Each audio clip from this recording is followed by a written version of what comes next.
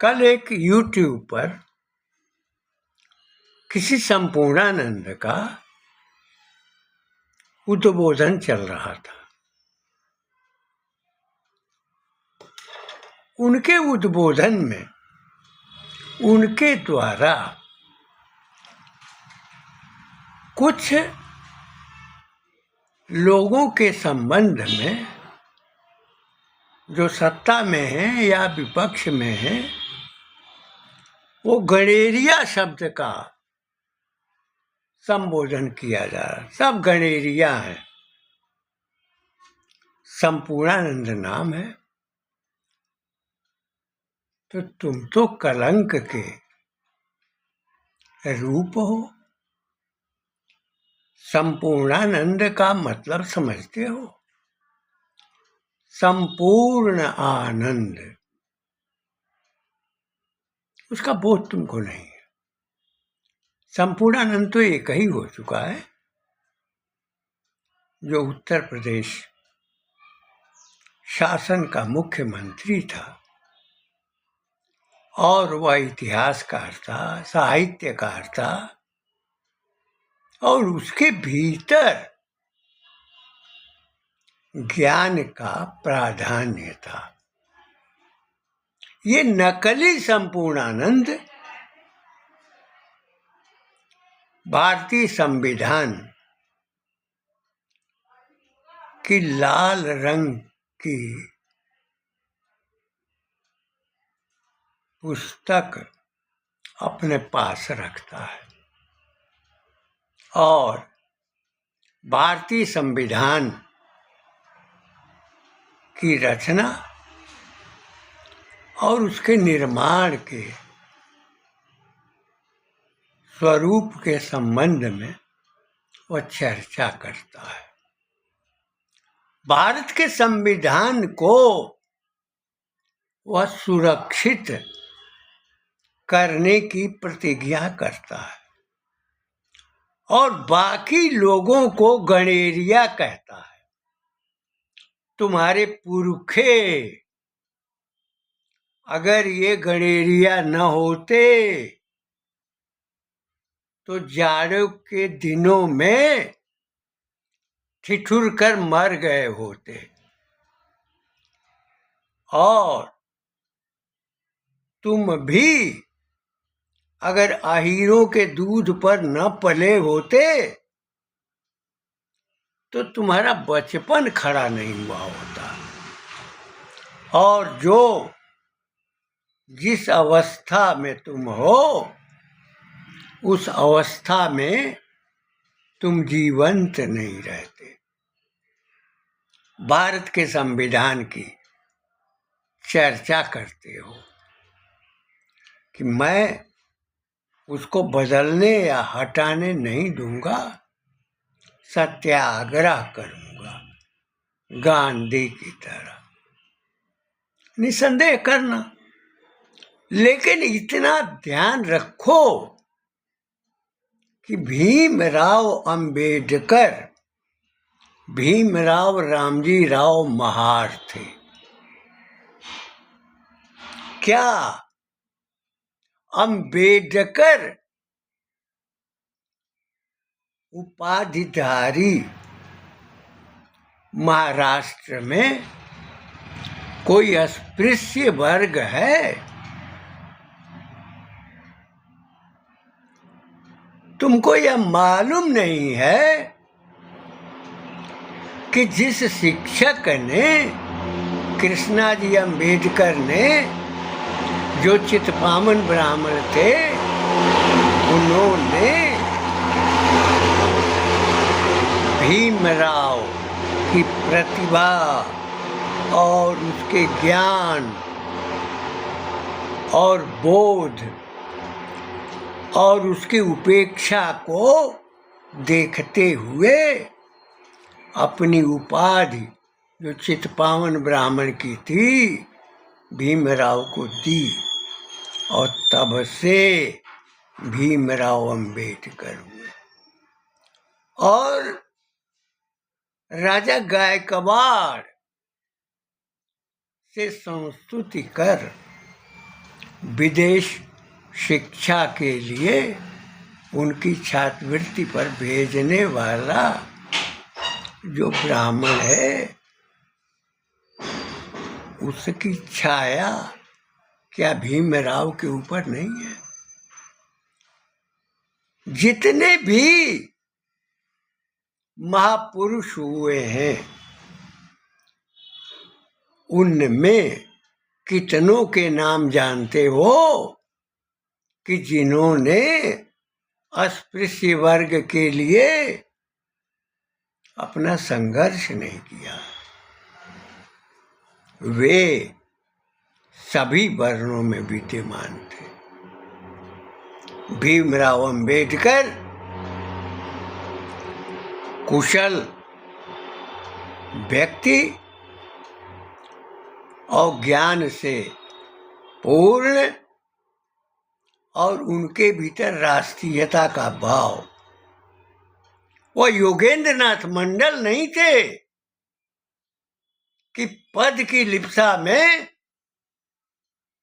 सत्ता के लालच में वो पाकिस्तान में कानून मंत्री हो और फिर भिखारी की तरह भारत में आकर के, खंडित भारत में आकर के आश्रय लेते।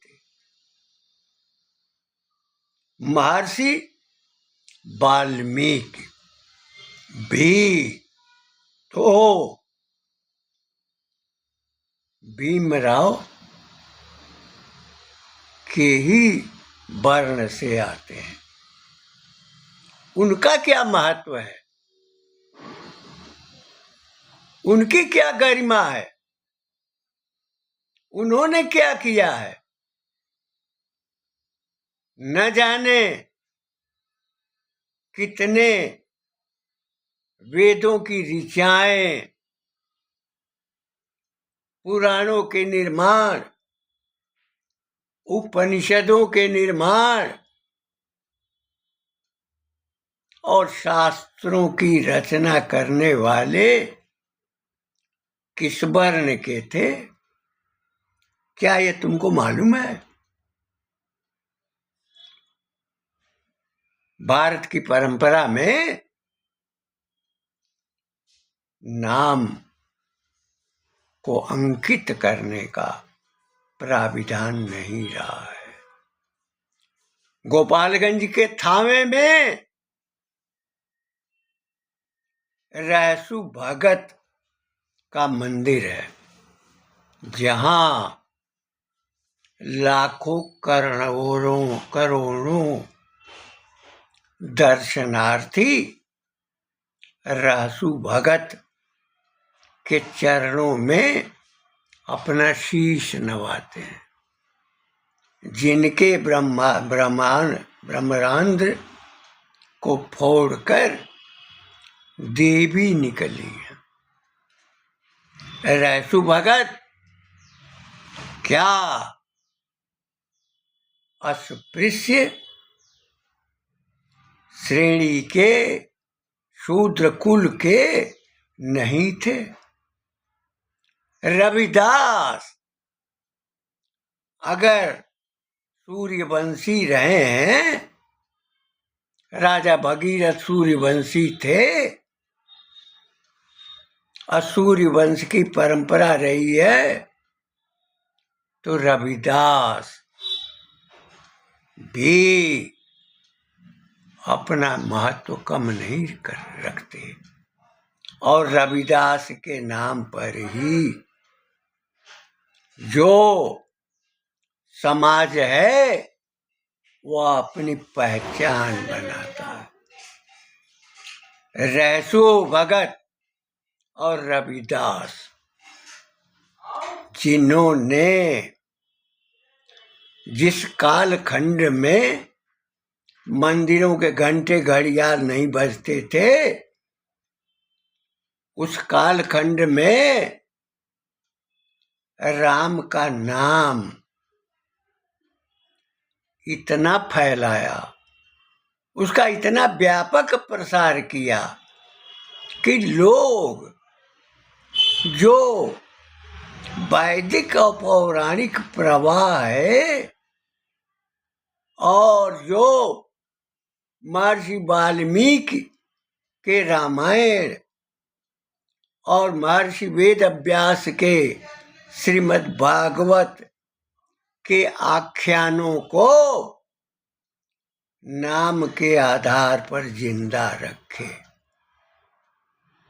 अगर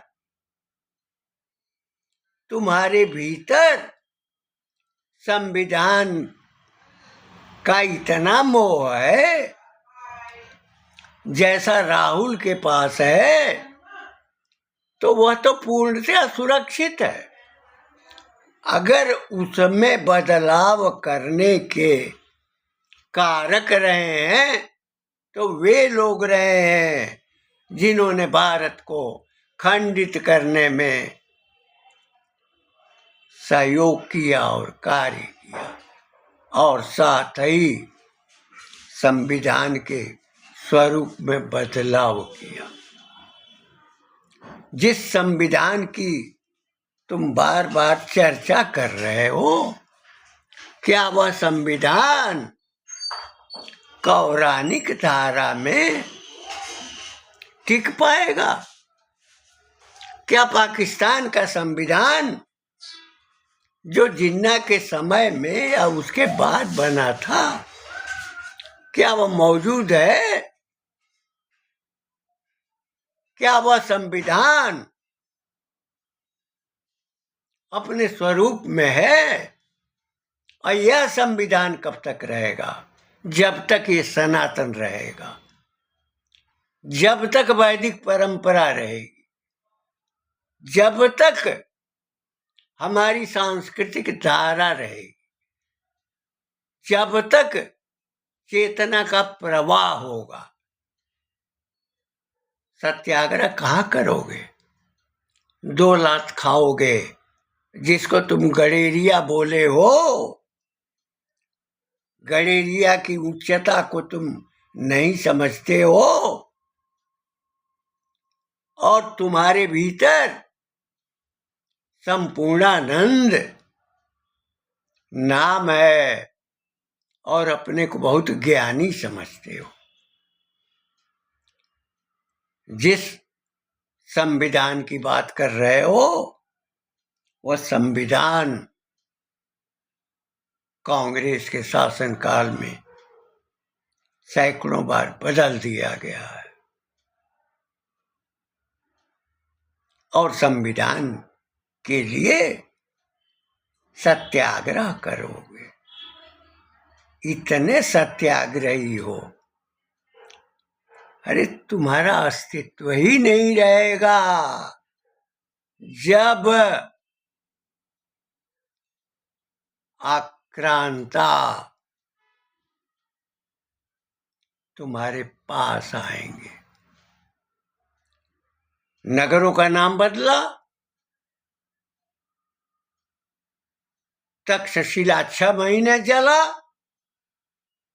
नालंदा 3 महीने जला और भारत के, विशेषकर उत्तर भारत के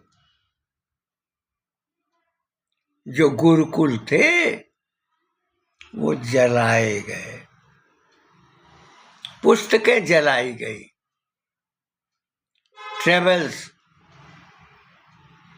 इन मुगल एम्पायर में बर्नियर लिखता है कि काशी में उसने संस्कृत के एक ग्रंथ देखने की कामना की, किंतु जला देने के भय से ब्राह्मण ने दिखाया नहीं। बर्नियर के समय में छीन कर पुस्तकें जलाई गई हैं। तुम्हारा संविधान जो भीमराव अंबेडकर जैसे ऋषित्व वाले व्यक्ति थे, जो भारतीय राष्ट्र चेतना और भारतीय स्वरूप के निर्णायक व्यक्तित्व थे। उनके सहयोग से उसको निबंधित किया गया, आलोक में आया। वह संविधान जब तक सनातन धारा है, सनातन प्रवाह है, तभी तक वह सुरक्षित है। अन्यथा वह नालंदा और तक्षशिला की तरह कोई आएगा और उसको जला देगा। अपने सांस्कृतिक स्वरूप की सुरक्षा के बारे में सोचो। भीमराव अंबेडकर में ऋषित्व था, ज्ञान था और भारतीय परंपरा का बोध था। उनकी ब्राह्मण पत्नी भी थी और जब उन्होंने बौद्ध धर्म अपनाया तो उनके भीतर जो अस्पृश्य वर्ग है उसके संवर्धन की कामना थी। गौतम बुद्ध तो क्षत्रिय थे, शाक्य वंशी थे। शाक्य वंशी क्षत्रिय होते हैं, सूर्यवंशी, रघुवंशी, चंद्रवंशी और उसके बाद वंशों की परंपरा क्षत्रिय समाज में आज भी है। जिस क्षत्रिय के दरवाजे पर ठाकुर जी का मंदिर होता था और ठाकुर जी के पूजन के लिए जब कोई ब्राह्मण पूजन का कार्य करता था और स्वयं वे पूजन करते थे, तब उन्हें ठाकुर कहा जाने लगा। यानी जिसके घर के बाहर ठाकुर जी का मंदिर और ठाकुर जी की पूजा तो सभी करते हैं। इस संबंध में बहुत सारी कहानियां हैं। काले रंग का पत्थर, ठाकुर जी, उनका भोग लगाया जाता है, उनकी पूजा होती है और क्षत्रिय के दरवाजे पर ठाकुर जी का मंदिर। इसी नाते वो ठाकुर कहे जाते हैं। संपूर्णानंद नकली संपूर्णानंद। तुम्हारे भीतर अहम का बोध है। तुम ये नहीं जान रहे हो कि 1000 वर्षों की गुलामी की वेदना भारत में रही है और 1946-47 में गांधी और नेहरू की लालसा, सत्ता लिप्सा, पद का मोह रखते हुए केवल सत्ता हस्तांतरण हुआ था और वह आज तक गुलामी के काल के कानून और सारे इसके तंत्र, सारी शिक्षा व्यवस्था और प्रणाली गुलामी के काल की ही आज तक विद्यमान है। अगर संपूर्णानंद हो तो कम से कम अपने अध्ययन को विस्तार दो। तुम्हारे जैसे योगेंद्र नाथ मंडल को कहीं आश्रय नहीं मिलेगा। तुम सत्याग्रह क्या करोगे? जब जिस संविधान की तुम बात कर रहे हो, और जब आक्रांताओं के दबाव में पड़ोगे, उनकी धारा में पड़ोगे, उनकी चेतना के प्रवाह में आओगे, तो तुम पहले समर्पण कर दोगे और संपूर्ण आनंद को प्राप्त कर लोगे। लेकिन तुमको आनंद नहीं मिलेगा। आनंद तो मोक्ष होता है। तुमको उस स्थिति में ही आना पड़ेगा, कीड़े मकोड़े की तरह। जैसे तुमने गडेरिया शब्द कहा, अरे गडेरी भेड़िया,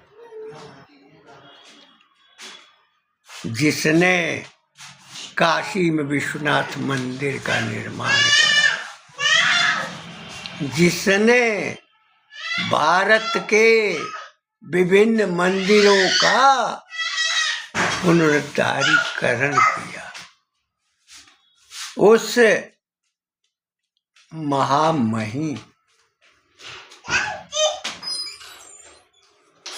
का नाम क्या तुम जानते हो? क्या उनका नाम तुमको याद है? क्या तुम्हारे स्मरण में है? वह भी गणेरिया कुल की ही थी, बेणियार कुल की ही थी, जिन्होंने काशी में विश्वनाथ मंदिर की स्थापना की और सोमनाथ मंदिर का भी उन्होंने उस खंड में उद्धार किया था। उस काल खंड में काशी विश्वनाथ को उन्होंने 1780 में निर्मित किया था, जिसको 1669 में औरंगजेब ने तोड़ा था। औरंगजेब की आत्मा कि तुम शिकार होगे और तुम्हारा यह संविधान भी उसका शिकार हो जाएगा। देशों के नाम बदल गए, बर्मा ब्रह्मा म्यांमार हो गया, यूनान का नाम बदल गया, मिस्र का नाम बदल गया, गांधारी का जो मैहर अफगानिस्तान हो गया, लौ का लाहौर पाकिस्तान हो गया, महर्षि पाणिनि का घर पाकिस्तान हो गया। तो तुम्हारा जिस लाल पुस्तक मैंने संविधान की तुम बात करते हो, वह कब तक सुरक्षित रहेगा? तभी तक जब तक ये सनातन धारा होगी और स्वयं भिक्षुओं ने बौद्ध पंथ के ऋषित्व परंपरा के अनुयायियों ने स्वयं भगवान गौतम बुद्ध ने यह कहा है कि ऐसा सनातन, एष सनातन, सनातन यही है जो उनका संदेश है, उनका जो स्वरूप है, उनमें जो दृष्टि है, उनमें जो बोध भाव है उसके अनुसार अपने स्वरूप में वे सनातन को मानते हैं, चाहे जिस रूप में भी हो। लेकिन बौद्ध पंथ और जो जैन पंथ है, जैन पंथ तो सनातन परंपरा का पोषण और संरक्षण करने वाला है। जैन पंथ में अयोध्या के अनेक राजा तीर्थंकरों में सम्मिलित रहे। भगवान गौतम बुद्ध भी क्षत्रिय कुल के थे और जब समाज की वेदना उनमें आई, पीड़ा का अनुभव हुआ, तो उन्होंने अपनी पत्नी और पुत्र को बताए बिना घर छोड़ दिया और गया में पीपल के पेड़ के नीचे उनको बोध हुआ, ज्ञान हुआ और काशी में सारनाथ में उनके 5 शिष्य दीक्षित हुए। बौद्ध धर्म सनातन परंपरा से भिन्न नहीं है। भीमराव अंबेडकर अगर चाहते तो इस्लाम में चले जाते।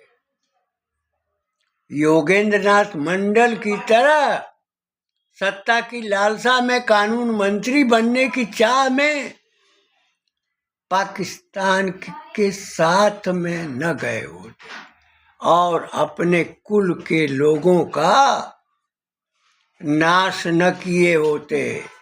लेकिन भारत उनकी सुरक्षा का कवच हो गया। संपूर्णानंद, अगर तुम्हारी यह दुर्दशा होगी तो तुम तो अपनी पीठ नपवा लोगे, लेकिन अगर तुम्हारे भीतर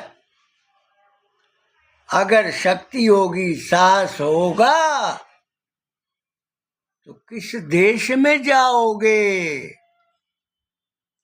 भारत के सिवाय कौन देश है? बांग्लादेश के लोगों को सुरक्षा देने में भारत को कठिनाई हो रही, तुम कहां जाओगे? और जिस भीमराव अंबेडकर ने भारत के संविधान की रचना की है, उसकी सुरक्षा कैसे कर पाओगे? अरे जब वो रहेगा ही नहीं व्यवस्था परिवर्तन के बाद, भारत का मूल रूप जब परिवर्तित हो जाएगा, खंडित हो जाएगा, तो संविधान कहाँ रहेगा? महर्षि वाल्मीकि, महर्षि वेद व्यास के रामायण और श्रीमद् भागवत को धैर्य से सुनने वाले तो विश्व के देशों में लोग होंगे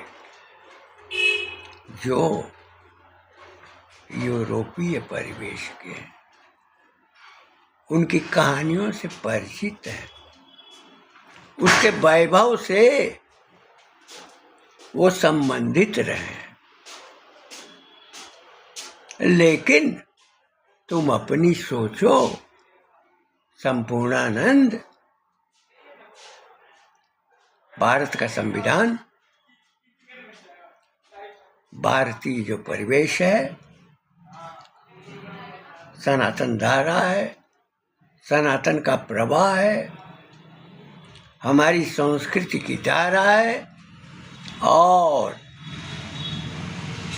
हमारे राष्ट्र का भाव जहाँ भी जिस देश में विद्यमान रहेगा, निसंदेह हमारा देश सुरक्षित रहेगा।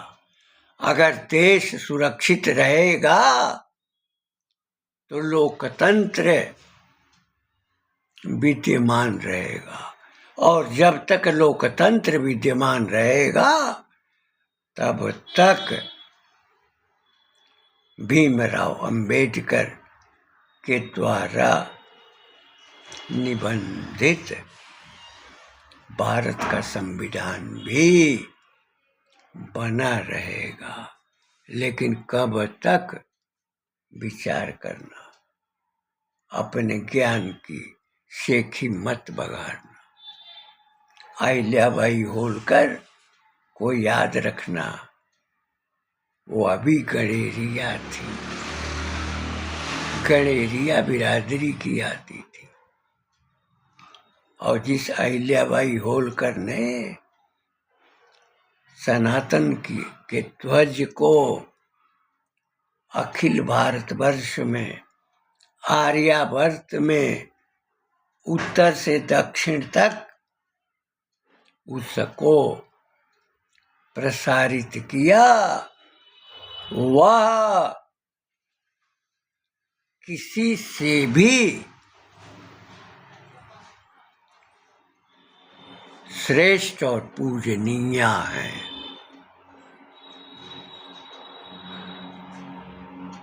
इन शब्दों के साथ अपनी वाणी को विराम देते हुए मैं यह कहना चाहूँगा कि भीमराव अंबेडकर जिस महाराजा गायकवाड़ की छात्रवृत्ति और जिस कृष्णाजी अंबेडकर द्वारा दी गई अपनी उपाधि से ब्राह्मण कुल में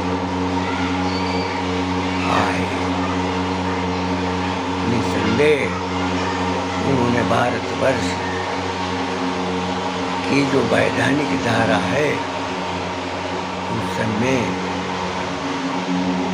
वृद्धि करने का, समृद्धि का स्वरूप दिया, और उन्होंने भारतीयता और भारतीय स्वरूप का जो चित्र बनाया, उसकी परंपरा में भारत सदैव